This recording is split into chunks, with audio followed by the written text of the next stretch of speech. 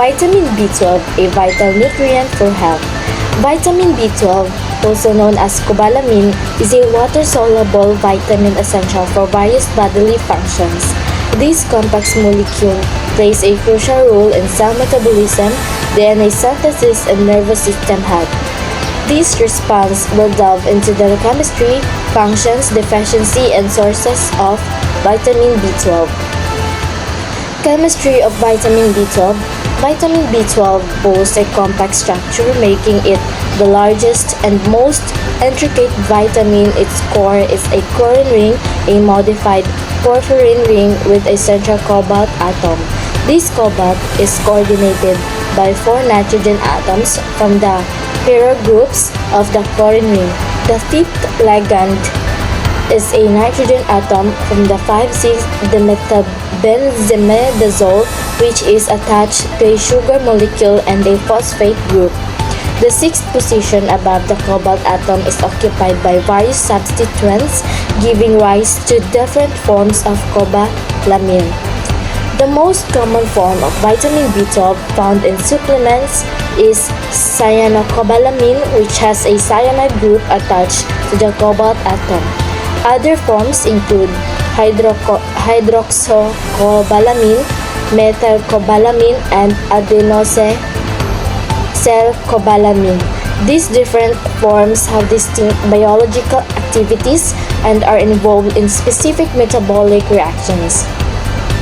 Functions of vitamin B12. Vitamin B12 is a vital cofactor for 2 essential enzymes. Methionine synthase. This enzyme catalyzes the conversion of homocysteine to methionine, an essential amino acid. Methionine is a precursor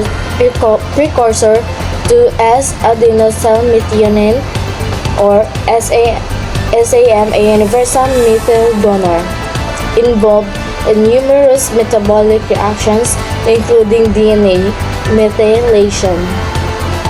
L-methylmalonyl CoA convertase. This enzyme converts L-methylmalonyl CoA to succinyl CoA in the metabolism of propionate, a short-chain fatty acid. This reaction is crucial for energy production and the synthesis of myelin, the protective sheath around nerve fibers. Beyond its role in these enzymatic reactions, vitamin B12 is also involved in red blood cell formation. Vitamin B12 is required for the synthesis of DNA, which is essential for cell division and growth. A deficiency in vitamin B12 can lead to megaloblastic anemia, characterized by large, immature red blood cells. Nervous system health.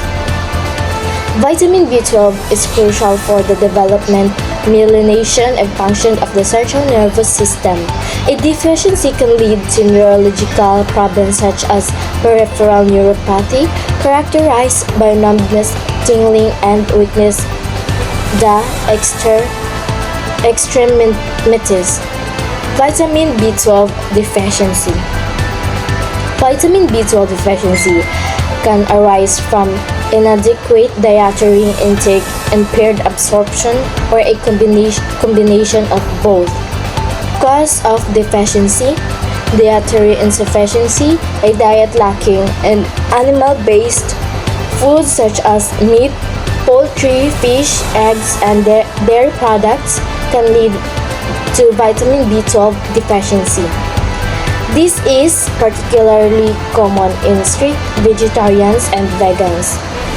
Malabsorption. Certain conditions can interfere with the absorption of vitamin B12 from the gastrointestinal tract. These include pernicious anemia, an autoimmune disorder where the body produces antibodies against intrinsic factor, a protein required for vitamin B12 absorption in the small intestine. Gastric bypass surgery.